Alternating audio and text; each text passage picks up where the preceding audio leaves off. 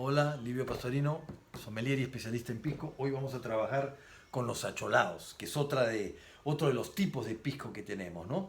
Pisco puros, mosto verde y los acholados. Los acholados vienen a ser una mezcla. Nosotros mezclamos las 8 uvas pisqueras que tenemos y elaboramos un acholado. El acholado no, o sea, la norma nos da sin fin de fórmulas o de ensamblajes que se pueden hacer con el acholado. Podemos trabajar las uvas, podemos trabajar los mostos frescos, podemos trabajar los mostos terminados y podemos mezclar también los piscos terminados. Entonces es infinito lo que se puede hacer con los acholados. ¿Correcto? Acá tenemos un corequenque de Ica de 40 grados, botella de 700 mililitros. Y por supuesto tiene su historia acá muy simpática, en la cual habla de que es una ave sagrada, por los incas simbolizó valentía, poderío y nobleza, ¿no? Sus plumas se utilizaron en el Mascaipacha del Inca, ¿no? Y corona el máximo representante del imperio incaico, ¿no? Entonces, siempre con una linda nota, ¿no? Con respecto al acholado corequenque. Ya lo tenemos acá, vamos a iniciar la cata, limpio, brillante e incoloro, sin ninguna partícula en suspensión.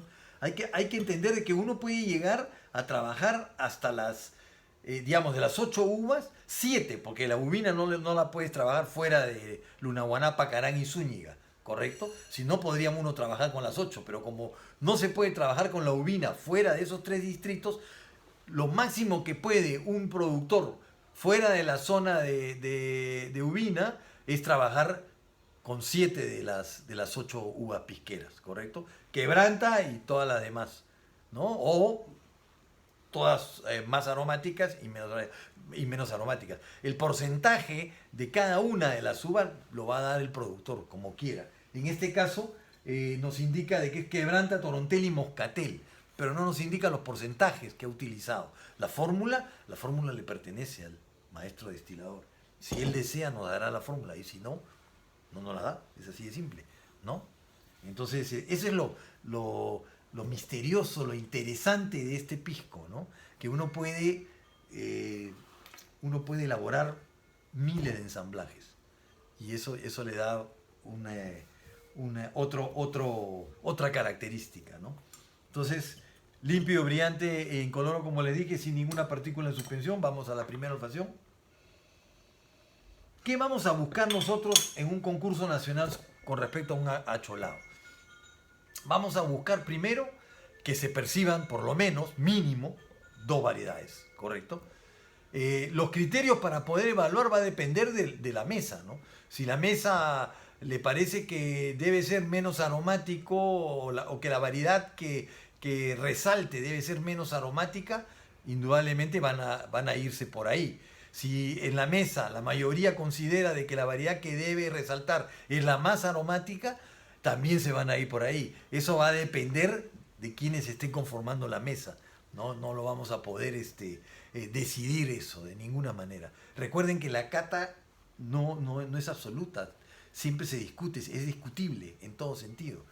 Entonces, son cosas que pasan en un concurso nacional, que pueden ser injustos, pero lógico, la vida es injusta, no podemos evitar eso. Así que adelante nomás. Vamos a la segunda olfacción. ¿Sí? Aquí, aparte del alcohol 40 grados, la sensación a fruto seco es algo que a mí me llama la atención en este pisco. La quebranta tiene ese descriptor, ¿no? Pecana, nuez, fruto seco, ¿no? Cáscara también. Pero también la moscatel tiene ese descriptor, ¿no? En menor grado, pero lo tiene. Cuidado. ¿Hay algo de cítrico? Sí, muy ligero. El torontel está muy ligero ahí. No se percibe la presencia tanto, en mi opinión, del torontel con respecto al moscatel. Más se percibe el moscatel que el torontel. Lo cual nos está simplemente, y es una manera de indicar, o es una apreciación de cada uno, ¿correcto? Está el herbáceo, está el cítrico del torontel. Hay flores, habría que diferenciar si son flores blancas, o sea, azahares con flores rojas, que podría indicarnos la moscatel también, ¿no? Hay sensación a pasas, dulce, sensación a pasas, pasas negras diría yo, más que pasas rubias.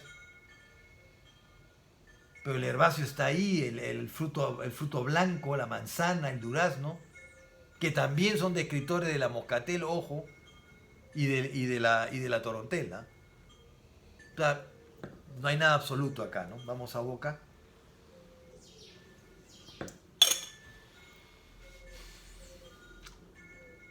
Mm. El ingreso es cálido pero untuoso. Hay la sensación picante. Pero aquí es donde tenemos que diferenciar si el picante es agresivo o si es el picor del ají amarillo, ¿no? Que es un picor distinto, ¿no? No es ese picor que nos pone la boca inmediatamente, ¿no? A pedir agua, ¿no? Sino es un gustito que nos da el ají amarillo. Que sí, yo considero que es más que el ají amarillo está marcado ahí, que el moscatel está marcando ahí su presencia. La untuosidad, yo diría que la untuosidad es de la torontel. Y la quebranta nos marca los herbáceos, esa sensación fresca, ¿no? Esa sensación, digamos, fuerte, de frescura, de poder, ¿no? Eso es lo que pienso yo que nos está dando las tres variedades que con lo que han elaborado este corequenque. Pero está bien, está muy bien el acholado, ¿ah? Es un acholado bien estructurado, bien ensamblado, me gusta. Está muy bien. Yo lo acompañaría, aquí podemos acompañarlo podemos dejarlo así nomás y no acompañarlo con ningún postre, simplemente recibirlo como postre, porque acá hay percepciones cítricas, hay dulce de las pasas también, hay pecanas, entonces, no, quién sabe no sea ni necesario, pero podemos tener un pie de pecanas, podemos tener un pie de lúcuma o un mousse de lúcuma con chocolate, podemos tener una chocoteja con algo de limón, eh, podemos trabajar como querramos, hasta yo pondría uno de estos suspiro a la limeña, pondría yo, ¿no? Tratando de buscar diferentes tipos de aromas y sabores, ¿no? Para poder degustar o poder maridar este pisco. ¿Por qué le llaman acholado? ¿No? Este es algo que también es importante saber, ¿no? La definición de acholado es un poco la analogía a este término que tenemos en el Perú, que es cholo, ¿no? ¿No? Pero no de la forma despectiva, ¿ah? No, no, no, no. Yo recuerdo a mi madre, a mi padre, decirle a mi madre chola, de cariño, ¿no? O sea que no es que sea necesariamente dicho de esa manera, ¿no? Entonces los hacendados muchas veces dicen, ¿no? No, ahí están mis cholos, están ocupando, están trabajando, ¿no? Son muy trabajadores, mis cholos. O sea, ese tipo de frases existen en el campo, ¿no?